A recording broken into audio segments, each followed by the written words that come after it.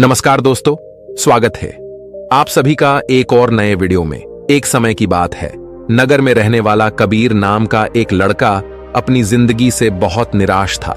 उसकी निराशा का कारण यह था कि वह अब तक कुछ भी नहीं कर रहा था।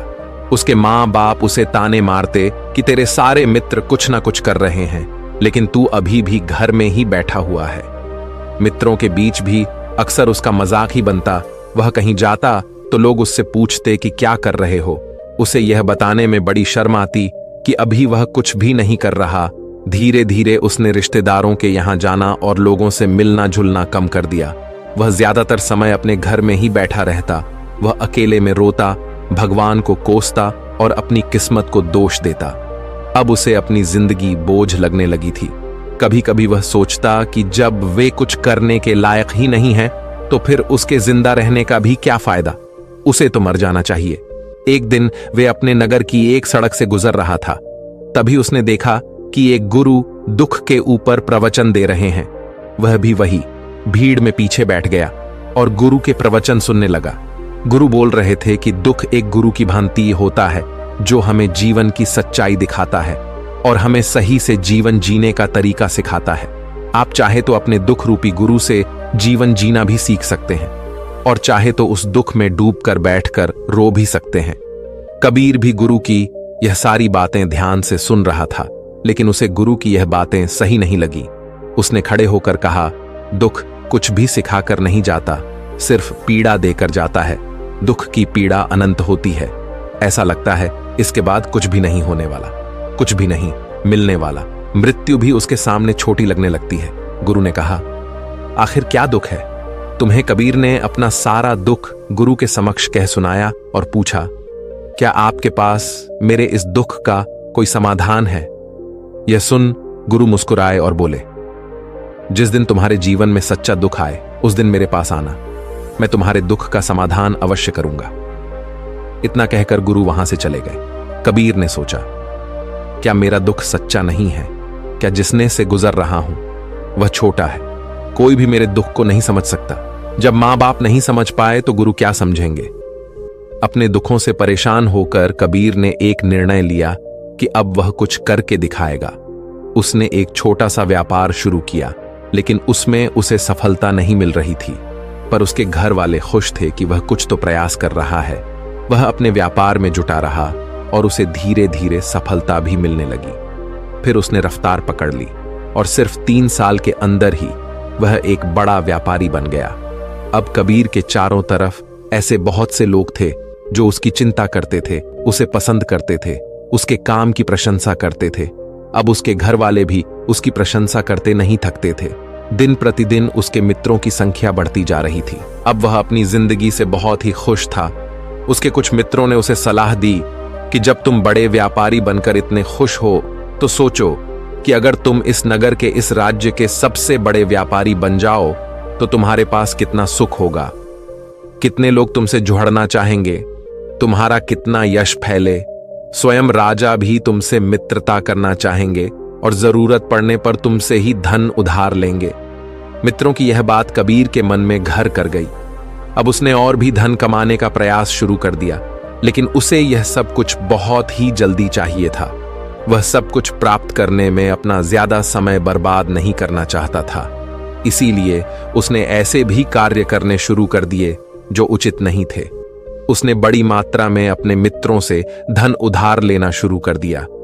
ज्यादा मुनाफा कमाने के लालच में अपने सामान में मिलावट करने लगा। उसने दूसरे व्यापारियों के खिलाफ षड्यंत्र भी रचे, उन्हें डराया, धमकाया। जैसा जैसा उसके मित्र उससे कहते गए वही करता गया। वह इन तरीकों से ज्यादा धन तो कमा रहा था, लेकिन अब उसके जीवन में सुकून नहीं रह गया था। उसके मन की शांति गायब हो गई थी। उसे रातों में नींद नहीं आती थी। सुख साधन की सारी वस्तुएं होने के बाद भी उसे किसी में सुख नहीं मिल रहा था। एक दिन कबीर अपनी बग्घी में सवार होकर कहीं जा रहा था। तभी रास्ते में उसे गुरु का आश्रम दिखा। वह रुक गया। वह गुरु के पास जाकर बोला, गुरुदेव, आपने कहा था कि जब तुम्हारे जीवन में सच्चा दुख आए तब मेरे पास आना। अब मैं बहुत दुखी हूं।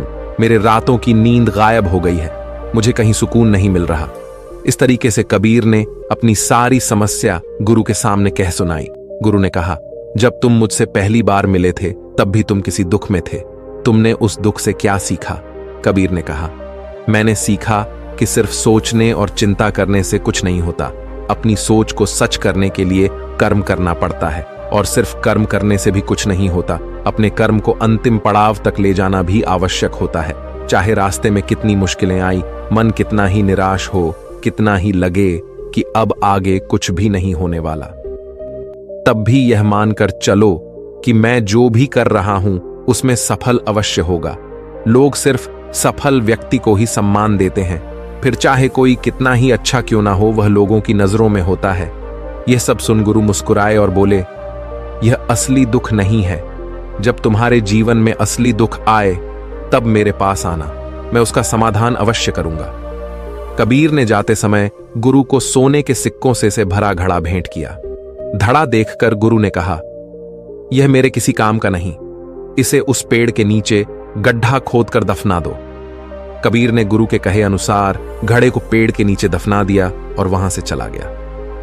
कुछ दिनों तक तो व्यापार अच्छी तरक्की कर रहा था, लेकिन गलत व्यापार की वजह से ही धीरे धीरे उसे व्यापार में घाटा होने लगा। उसकी सारी धन संपदा धीरे धीरे खत्म होने लगी, और एक दिन ऐसा आया जब उसके पास कुछ भी नहीं बचा और वह कर्जे से लग चुका था। लेकिन वह निश्चित था, क्योंकि उसने सारा कर्ज अपने मित्रों से ही लिया था। वे सोचता था कि उसके मित्र बुरे समय में उसका साथ देंगे, लेकिन ऐसा कुछ भी नहीं हुआ। बुरा समय आते ही मित्रों ने ही सबसे पहले अपना उधार मांगना शुरू किया, और उधार वापस ना करने पर जान से मारने की धमकी भी दी। उसके शुभ चिंतक, उसे चाहने वाले सब उससे दूर हो गए। उसके वह मित्र जो उसके साथ मौज मस्ती किया करते थे, अब उससे दूर भागने लगे। उसके परिवार वाले उसे उसकी गलत और कमियां गिनाने लगे। उसकी सारी संपत्ति नीलाम हो गई और उसके पास कुछ भी नहीं बचा। उसने अपने पिता से सहायता मांगी तो पिता ने कहा, मेरे पास यह थोड़ी सी ही संपत्ति है, अगर मैं यह भी तुम्हें दे दूंगा तो तुम्हारी मां को कहां रखूंगा? इस संपत्ति हमारा आखिरी सहारा है। कबीर के भीतर बहुत गहरा दुख हुआ। उसके आसपास ऐसा कोई भी नहीं था जो उसके दुख को समझ सके, उसे संभाल सके। लोगों से मिले इस धोखे और विश्वासघात की वजह से वह अंदर तक टूट गया। उसे लगने लगा, अब जीने का क्या मतलब? अब तो मृत्यु हुई, एकमात्र सहारा है, वह है आत्महत्या करने। एक पहाड़ी की तरफ जा रहा था कि तभी उसे याद आया, गुरु ने कहा था, जब तुम्हारे जीवन में असली दुख आए तब मेरे पास आना। कबीर गुरु के पास गया और अपना सारा दुख कह सुनाया। वहीं आंखों में आंसू भरकर बोला, मेरे इस दुख का समाधान कीजिए। गुरु ने कहा, जब तुम्हारे जीवन में असली दुख आए तब मेरे पास आना, मैं उसका समाधान अवश्य करूंगा। कबीर ने कहा, क्या अभी जो मेरे जीवन में घट रहा है वह दुख नहीं है? आखिर असली दुख होता क्या है गुरुदेव? गुरु ने कहा, सबसे पहले तुम यह बताओ कि तुमने अपने इस दुख से क्या सीखा? कबीर ने कहा, मैंने सीखा कि जो लोग हमारी सफलता, हमारी तरक्की की वजह से हमारे जीवन में आए हैं, वह हमें धोखा अवश्य देंगे, क्योंकि वह बुरे समय में हमारे साथ खड़े नहीं होंगे। वह केवल अच्छे समय में हमारा फायदा उठाएंगे और बुरे समय में छोड़कर चले जाएंगे। भरोसा केवल उन्हीं लोगों पर करना चाहिए जो हमारे बुरे समय में, असफलता के समय में हमारे साथ खड़े रहते हैं। लेकिन ऐसे लोग बहुत ही कम होते हैं, पर जिसके पास होते हैं उन्हें उनकी कदर करनी चाहिए, उनका अपमान नहीं करना चाहिए। मैंने यह भी सीखा कि कभी किसी के खिलाफ षड्यंत्र नहीं रचना चाहिए। ईमानदारी और धैर्य के साथ अपना काम करना चाहिए और कभी लालच नहीं करनी चाहिए। अपना सारा दुख और अनुभव बताने के बाद कबीर की आंखों में आंसू भरकर गुरु के सामने बैठा रहा। थोड़ी देर बाद गुरु उठे और उस पेड़ के नीचे गड्ढा खोदकर वह घड़ा बाहर निकाला जो सोने के सिक्कों से भरा हुआ था, और उसे कबीर को दे दिया और कहा, जब तुम्हारे जीवन में असली दुख आए तब मेरे पास आना। कबीर ने गुरु को धन्यवाद दिया और उन्हें प्रणाम कर वहां से चला गया। उसने उस धन से एक छोटा व्यापार शुरू किया। अब वह एक छोटा व्यापारी बनकर भी खुश था। उसने पूरी लगन और ईमानदारी से व्यापार किया। देखते ही देखते वह अपने नगर का फिर एक बड़ा व्यापारी बन गया। उसका जीवन खुशियों और सुविधाओं से भर गया। लेकिन कोई कितना भी अच्छा हो, कितना भी अच्छा काम करें, दान करें, पुण्य करें, लोगों की मदद करें, लेकिन जीवन में दुख तो आता ही है। तो कबीर के जीवन में भी दुख आया। उसके माता पिता की मृत्यु के रूप में वह दोनों एक ही दिन मृत्यु को प्राप्त हो गए। कबीर अपने माता पिता से बहुत प्रेम करता था, इसलिए उसे उनकी मृत्यु से बहुत गहरा आघात पहुंचा।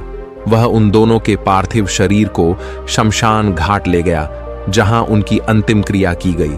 वहां उसने अपने माता पिता के शरीर को जलते हुए देखा तो उसका मन बेचैन हो गया।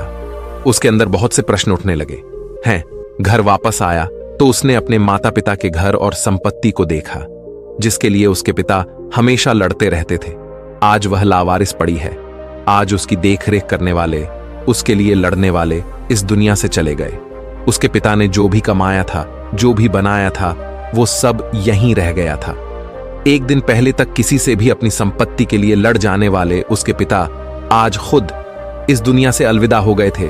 उसका मन इसी तरह के अनेक विचारों के भन में फंसा हुआ था।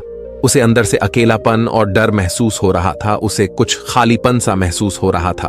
उसे लग रहा था कुछ तो है जिससे वह समझ नहीं पा रहा। इसीलिए वह गुरु के पास गया। उसे देखते हुए गुरु ने कहा, क्या जीवन में कोई दुख है? कबीर ने कहा, वैसे तो जीवन में कोई दुख नहीं है गुरुदेव, सब सुख है, सब अच्छा चल रहा है, लेकिन आज मेरे माता पिता की मृत्यु हो गई। इस घटना से मेरा मन बहुत दुखी और बेचैन है। गुरु ने कहा, इसमें दुखी होने वाली कौन सी बात है? एक दिन तो सभी के प्रियजनों को मरना ही है। हमेशा जीवित ना तो कोई रहा है और ना ही कोई रहेगा। एक दिन तो तुम्हें भी मरना ही है। हो सकता है कल ही मर जाओ या आज भी मर सकते हो। कबीर ने कहा, यह आप क्या कह रहे हैं गुरुदेव कि मैं भी मर जाऊंगा, पर मैं तो अभी जवान हूं। गुरु ने कहा, इस भ्रम में तो सभी जी रहे हैं कि मृत्यु दूसरों को आती है, बूढ़ों को आती है, लेकिन बूढ़ों के सामने ही जवान मर जाते हैं, बच्चे मर जाते हैं। मृत्यु का किसी की उम्र से कोई संबंध नहीं है, तो सबको अपना बना लेती हैं। गुरु की यह बातें कबीर के मन में घर कर गईं और वह चुपचाप वहां से चला गया। लेकिन उसका मन अब भी बेचैन था। अब भी था। वह कुछ खालीपन सा महसूस कर रहा था। वह पूरे दिन अपने बारे में सोचता रहता कि वह कौन है, इस दुनिया में क्यों आया है, क्या सिर्फ चीजों का उपयोग करना और मरना ही जीवन का लक्ष्य है? ऐसे ही बहुत से प्रश्न उसके मन में लगातार उठ रहे थे, लेकिन उसे अपने किसी भी प्रश्न का उत्तर नहीं मिल पा रहा था और उसका दुख दिन प्रतिदिन बढ़ता जा रहा था। इसीलिए कुछ दिनों बाद वह फिर गुरु के पास पहुंचा और बोला, गुरुदेव, मैं बहुत दुखी हूं, क्योंकि मैं यह नहीं जान पा रहा हूं कि मैं कौन हूं और इस दुनिया में क्यों आया हूं। यह सुन गुरु मुस्कुराए और बोले, आज पहली बार तुम्हारे जीवन में सच्चा दुख पैदा हुआ है। वास्तव में यही है जो दुख कहलाने के लायक है, कि हमें पता नहीं कि हम कौन हैं, क्यों आए हैं, क्या करना है, कैसे करना है। कबीर ने कहा, गुरुदेव, मेरे इस दुख का समाधान कीजिए। गुरु ने कहा, हम सभी इंसान जीवन भर क्या इकट्ठा करते रहते हैं? कबीर ने कहा, हम सभी इंसान जीवन में धन संपत्ति, मान सम्मान, परिवार, मित्र, शत्रु, पद, प्रतिष्ठा इत्यादि इकट्ठा करते रहते हैं। गुरु ने कहा, क्या इन इकट्ठा की हुई सभी चीजों में से एक भी चीज को अपने साथ ले जा सकते हैं? कबीर ने कहा, नहीं गुरुदेव, इनमें से कुछ भी साथ नहीं जाता। मेरे माता पिता के साथ भी कुछ नहीं गया, सब तो यहीं छूट गया, हर परिवार, संपत्ति, सब कुछ। गुरु ने कहा, अब मेरी बातों को ध्यान से सुनना। इस दुनिया में हमें जो इकट्ठा करना चाहिए वो तो हम कभी इकट्ठा करते ही नहीं। चीजें हमारे सामने ही होती हैं, लेकिन हम उन्हें देखने का प्रयास ही नहीं करते। इस दुनिया में हमें जिस चीज को इकट्ठा करना है वह हम खुद हैं। हमें खुद को इकट्ठा करना है ताकि जब मृत्यु हो तो हम एक हो सके और स्वयं को पहचान सके। हम भीतर से बंटे हुए हैं। हम बंटे हुए हैं प्रेम में, नफरत में, क्रोध में, जलन में, क्रूरता में, धन में, संपत्ति में, पद में, प्रतिष्ठा में, मान में, पहचान में, धर्म में, जाति में, ऐसे ही सैकड़ों हजारों चीजों, और वास्तव में हम बंटे हुए हैं। हम टुकड़े में जीवन जी रहे हैं। इस बंटवारे की वजह से हमारी चेतना कभी एक नहीं हो पाती। हमारी चेतना शक्ति बिखर गई है। इसीलिए हमारे पास इतना भी समय नहीं है, इतनी भी ऊर्जा नहीं है कि हम मुड़कर एक बार अपने भीतर देख सकें। वास्तव में जिस धन की कमी, सुविधाओं की कमी, मान सम्मान की कमी को लोग दुख समझते हैं और जीवन भर उसे दुख बोलकर रोते रहते हैं और उनका समाधान खोजने का प्रयास करते रहते हैं, उन्हें उसका समाधान कभी मिलेगा ही नहीं। क्योंकि जिन्हें लोग दुख कहते हैं वह असली दुख है ही नहीं। वह तो सिर्फ इंसान की चाहत है उसकी इच्छा है जिसकी पूर्ति कभी नहीं की जा सकती। इसीलिए यहां व्यक्ति को ऐसे दुखों का कभी समाधान मिला ही नहीं। इसीलिए इन सब के ऊपर अगर अपने दुखों का परम समाधान चाहिए तो सबसे पहले अपने आप को इकट्ठा करो, अपनी ऊर्जा को इस संसार से वापस खींच और एकत्रित करो। अपने ऊपर ध्यान दो, खुद पर ध्यान लगाओ। मृत्यु से पहले अपने आप को पहचान लो। ऐसे ही बिखरे हुए मत चलो, कबीर नहीं कहा।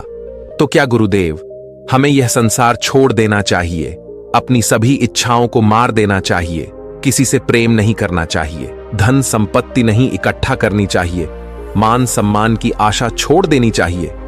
गुरु ने कहा, एक बिखरे हुए मनुष्य के अंदर से कामनाएं, इच्छाएं और वासनाएं ऐसे ही निकलती हैं जैसे पहाड़ से कोई पत्थर गिर रहा हो, जिस पर पहाड़ का कोई नियंत्रण नहीं है, सिवाय देखने, परेशान होने और कुछ खोने के। इसी प्रकार एक बिखरे हुए मनुष्य की इच्छाएं अनियंत्रित और दुखदायी होती हैं।